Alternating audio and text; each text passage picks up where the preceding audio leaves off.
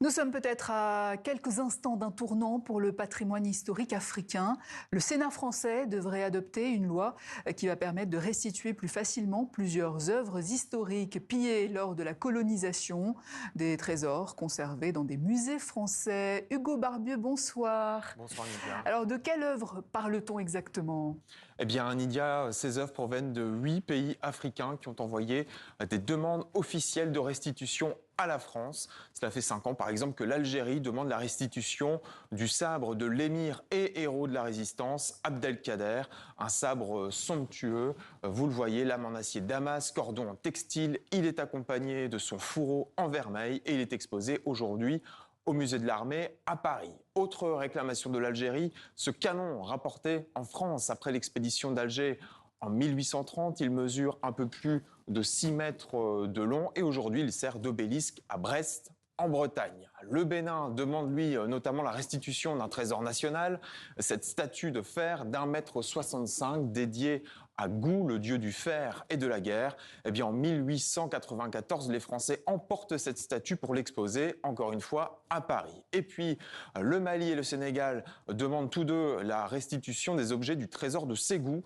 l'ancienne capitale de l'Empire tout couleur qui s'étendait alors sur les deux pays.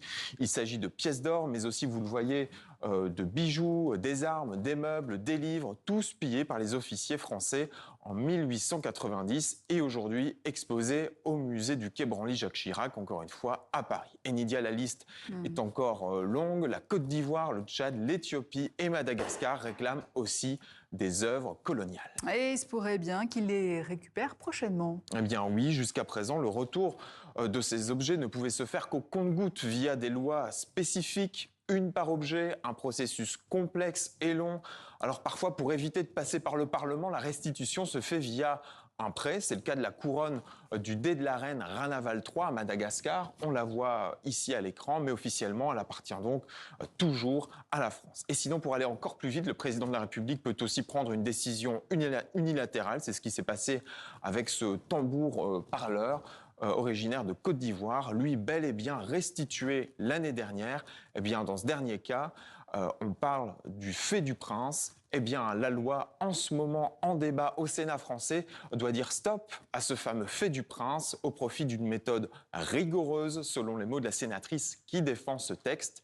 Et s'il est adopté, Nidia, il sera transmis à l'Assemblée nationale en France. Et l'ensemble de ces œuvres est à découvrir sur notre site internet tv5monde.com. Merci Hugo Barbieux.